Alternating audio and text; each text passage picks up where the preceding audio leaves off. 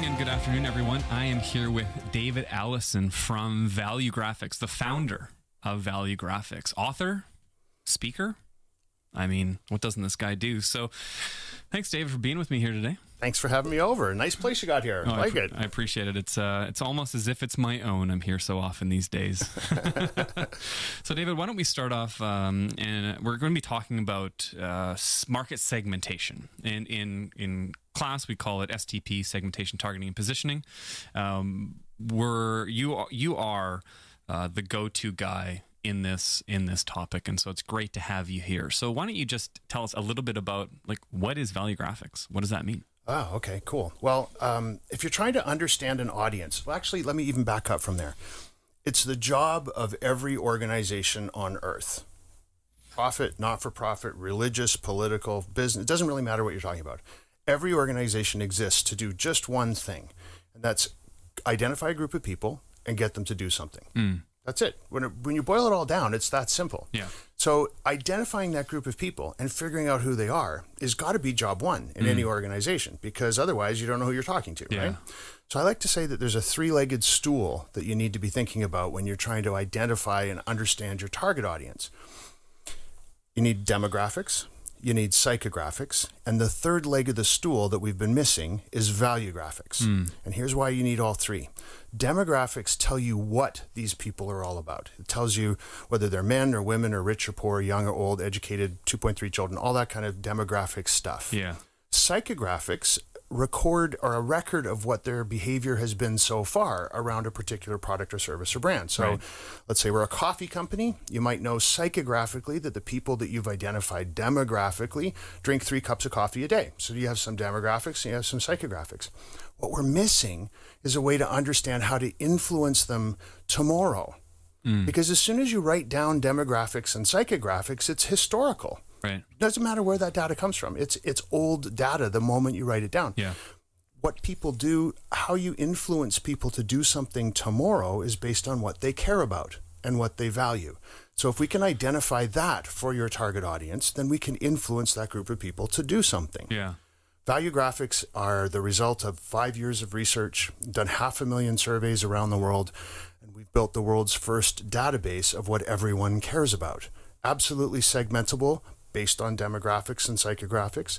So for whatever audience you've described using those two legs of the stool, we can supply the rest of it around valuegraphics and tell you what those folks care about so that you know how to influence them and how they behave tomorrow. So you're saying that Valuegraphics they're predictive, or they're a leading indicator of what people are going to do tomorrow or next year? They're the only indicator of what people are going to do tomorrow or next year. Human beings are hardwired to chase the things they care about, whether you're doing it consciously or subconsciously. Yeah. Whatever is most important in your life is how you make every single decision all day long, large and small.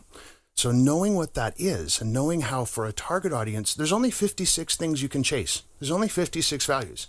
So I'm saying for this target audience of people, they have all 56 of those in some order. Each one of them does, but they all agree around these 4. Right. So if you know that, then all you have to do is connect the dots and say, hey, folks, we know that this is the stuff you're interested in, what you care about, what you're chasing all day long. Yeah. Here's how that relates to our product or service or brand. Right. So why don't you come pay attention to us? And because we're biologically hardwired to do that, that whole target audience will go, huh? What? What are you talking about? and they'll come chasing you because you've shown them how what you have and what they want is the same thing. So what are some of the top values that you see people really connecting on? Well, a lot of them come to the top quite frequently, right? So we see things like personal growth is a really big value for many, many different target audiences that we look at in various sectors of life. So personal growth are people who value personal growth, they want to be a better version of themselves tomorrow than they are today. Yeah. So anytime you can say to them, let's pick a subject here, reading glasses. If you can say to them that these reading glasses are going to make you a better version of yourself tomorrow than you are today, they'll be like, oh, well, yeah, of course. You're not going to use those words. Yeah. But whatever it is you have to say about your reading glasses, if you can highlight the stuff that's about how it's going to help you be better.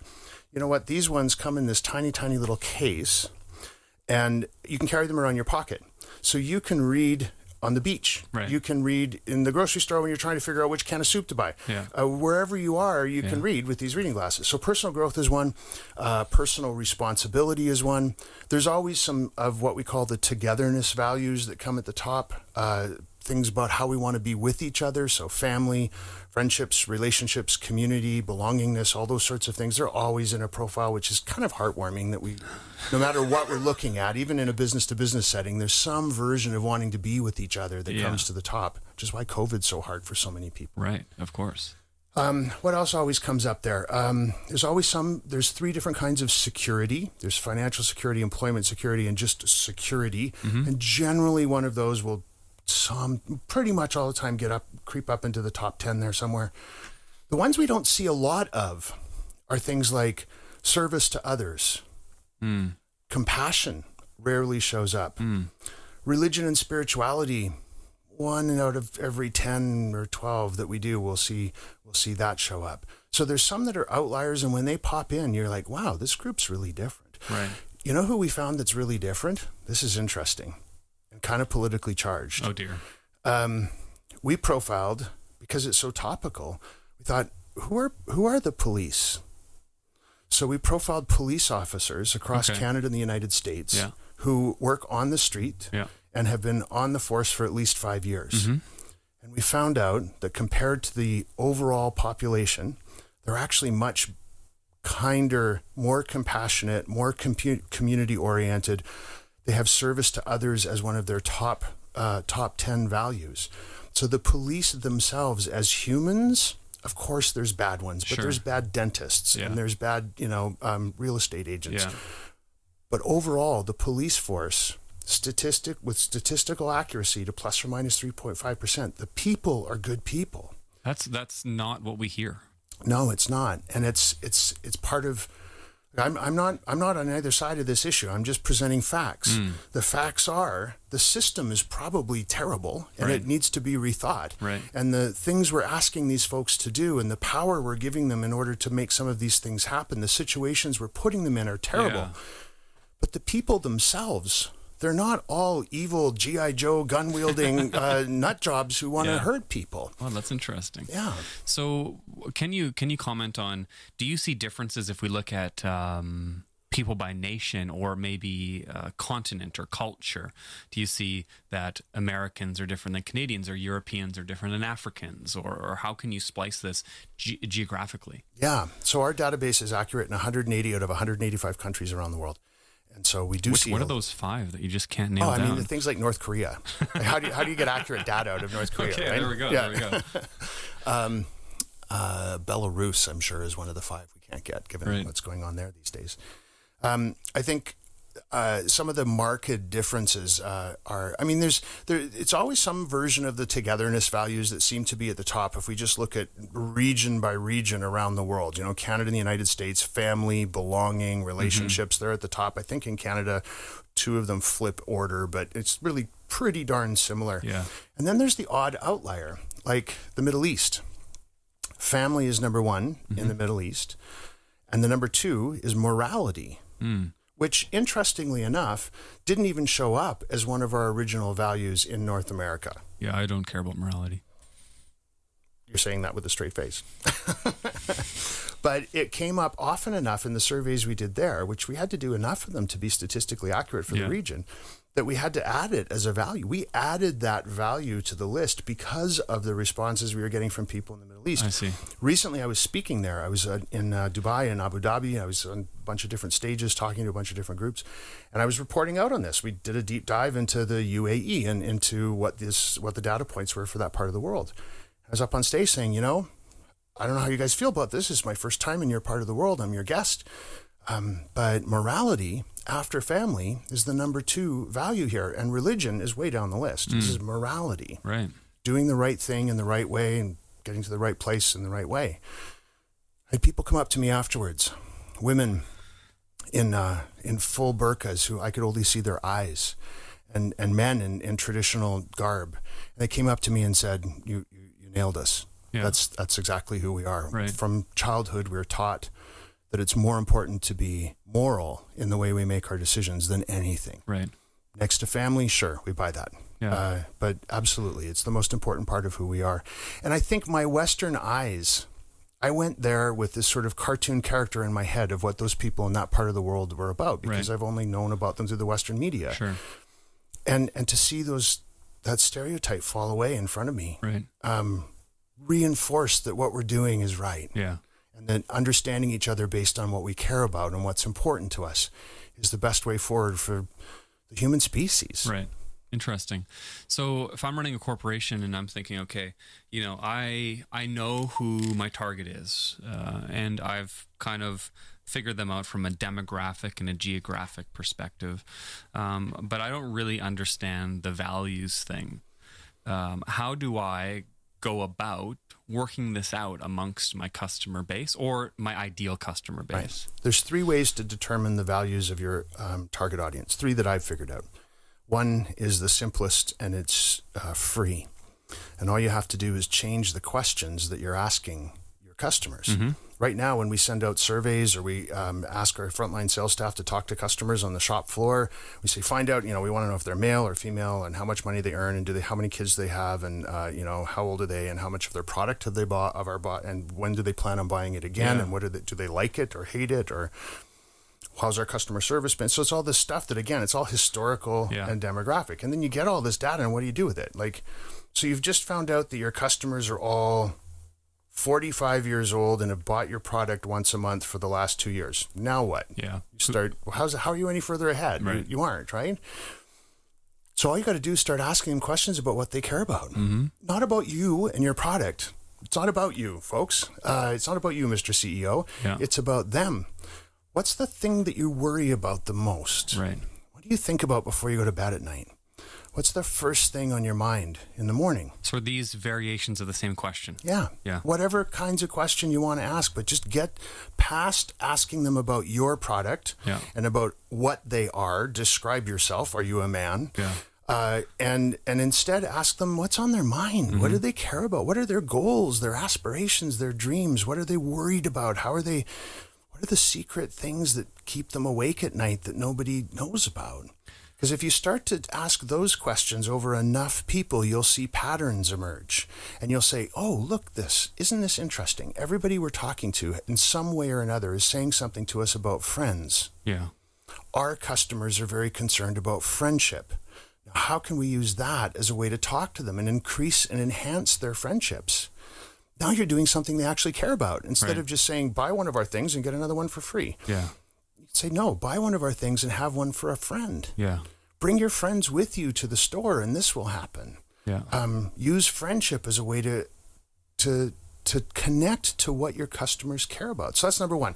Number 2, always sounds like I'm shilling my book. But if anybody has written a book and has it on Amazon, you know, you make about 50 cents a copy. So if, 1,000 people go and buy my book, I'm going to have enough for dinner tonight. So it's not about shilling the book, but the book's called We Are All the Same Age Now. You can get it on Amazon. And in there's a 10-question quiz. And if you use those 10 questions on SurveyMonkey or whatever platform you want, ask your customers that. You can get 100 people, 200 people, even 50 people to answer those 10 questions. Mm-hmm. It'll point you to one of the 10 chapters in the book. Those 10 chapters are the 10 biggest, most powerful tribes of like-minded people who agree on the same set of values.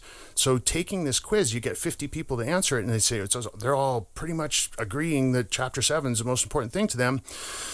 Let's go look at Chapter 7 and see what it tells us to do. Interesting. And then the third thing you can do, and this is where I actually make my money, is you can call me up and I'll do a custom survey for you, and we'll actually use our data set and we'll come up with super precise facts about what it is your audience cares about using those 500,000 surveys we've done around the world. 500,000. So if I'm spending time with other men who are white, who are living in the city, who are married and have a couple kids, people who are similar to me in demographic and geographic ways. Am I more likely to have stuff in common with them, or maybe my buying habits? Are my buying habits likely to be similar to them more than someone who has the same values as me?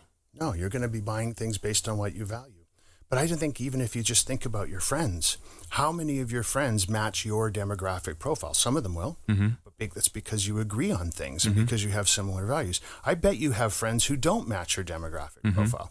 And the reason you're friends with them is because they match your Valuegraphic profile. I only have like 5 friends. So. Okay, well, so maybe 2 of them are not like you specifically, right? I love to tell the story about one of my best buddies. I have a different ending to this story than it used to have, but one of my best buddies, what we had in common was we both liked smoking cigars, we both liked whiskey, we both loved art. We would sit and talk for hours about art and have a few too many drinks and smoke a big cigar. We both grew up in Winnipeg. We were both paper boys for the same newspaper. We both were scouts in Winnipeg, Boy Scouts. We both had so many things in common. And I had a great time hanging out with my friend Gordon Smith. And he just died last year at the age of 99. Wow. There's no reason that Gordon and I couldn't be pals. Yeah. You came to one of my classes once and took a picture with the class to send a message. Was it to Gordon? Probably. Yeah. I feel like I remember this. This is maybe 3 or 4 years ago. Yeah. Gordon was wheelchair bound for the last few years of his life, but he had great whiskey and good cigars, and we'd get together and have a great time. And you tell people that story, and they're like, "Oh, that's fun, that's interesting." But if you sit and look at all your friends and wonder how many of them. So I'm a 55-year-old white male, and I live downtown. I'm married. I have no kids. I make X number of dollars a year, et cetera, et cetera, et cetera. I look at all my friends. None of them match that demographic description. But if you're a marketer sitting in a boardroom, I would fall into a category of people who match that demographic description, who they would be trying to chase. I have nothing in common with all those other people. Here's another, you flip that around. Here's another way to think about it. So let's say 55-year-old guys who earn X dollars a year, what I earn, who are white and live in downtown Vancouver in an urban, dense environment. If you put 100 of us in a room, how many of us do you think would have much in common? I mean, you just kind of know from common sense. You're probably, might be a couple guys in there you get along with, but chances are you're not going to have a lot in common. Yeah. So why do we think that works in a boardroom? Right. Makes no sense. Yeah. And so one thing that sometimes when I read about maybe how Lululemon looks at their customer base, and Chip Wilson will talk about how they're called Supergirls, and he's got a whole bunch of kind of characteristics as far as like maybe they live in a downtown condo, but they work out 2 hours a day and they make $100,000 a year, and she's engaged and she has a name, and talks about a bunch of values as well, rather than kind of just a list of characteristics, let's say. So how important is the story behind the actual target versus maybe the list that would describe them? What you're talking about is sometimes referred to as a persona. Yeah, or a muse. Or a muse. Yeah. If you're in the fashion industry, they tend to call it a muse, or anything to do with arts and creativity, they'll call it a muse, and other sectors will call it a persona or just an audience profile. It's a handy device to help you remember and to help explain who it is you're talking to other people who haven't been part of the process of creating it and figuring out how you put that together. So you've got a new contractor who's coming to be involved, a new photographer, a new PR company, whatever, and you can say, okay, so we're talking to a bunch of people we're going to call them Sally. And here's what Sally's all about. The problem with those things is that so often they're heavily weighted by demographics and psychographics. Right. Who are these people in terms of what their descriptions are? They're women, they make this much, they're this old. And what has their behavior been so far? Our behaviors will change on a dime. I mean, another way that people tend to look at these things is there's a bunch of companies out there who all hate me for talking about this, but they do what they call an emotional index, a brand emotion index. So do you love Nike or hate Nike? Right. And then they go and they ask 10,000 people, and everyone goes, I like them, I hate them, whatever. And then they announce, okay, we've just found out what the emotion index is for Nike. Right. Compared to Adidas. Adidas is winning this year. Last year they were losing. Right. You know what? You have one bad experience with your shoe, your customer service, walk into a store, someone frowns at you, and suddenly the company you hated yesterday, you love them, or vice versa. Yeah. Emotions are fleeting. They're all over the freaking map. Our values, what we care about and how we make our decisions, they're with us for life. Yeah.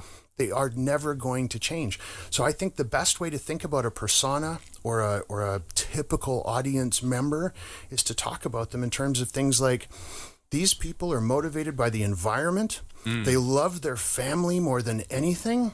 They are junkies for personal growth. Anything that they can do to improve themselves, they're all over that.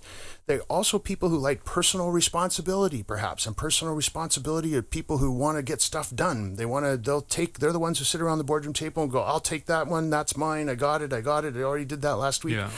So now I'm starting to get a picture of this person who's constantly busy, saying yes to all their activities and everything that they can possibly get done themselves. They're looking for ways to grow as a person. They love their family and they're all about the environment. That stuff will never change. Right. I don't care if you're Sally or Bob or if you're 45 or you're 12. Those things are going to be constant. Right. So that's a better way to understand each other. I watched this Netflix show recently called The Politician, and it's it's about a young guy who's running for office in New York, and he runs an environmental platform. And in the show, it's interesting because basically he's collecting the young vote, and the competitor is collecting the old person vote. And what happens in the show is they realize all of a sudden actually that the value of environmentalism supersedes age, and a whole bunch of old people in an old folks home end up voting for him because they care about the environment. And it kind of goes to prove that point, that actually your demographics don't tie people together like what our values do. Yeah. And I think it's marvelous to get an understanding that these things, this is what ties us together. This is what unites us. And it's not a new idea. We've known this for a very, very long time. It's just what's new is there's now data that can make this empirical. Right. It used to be we'd sit around and go, what do you think the values of our customers are? I think they're probably into diversity, which isn't even a value, but collaboration, creativity. They love creativity. Right. So it's like 6 vice presidents and a box of donuts and an afternoon later, and suddenly you figure you got your values all sorted out. Yeah. It's not a really accurate way of doing things. Right. We all knew that values were the bomb.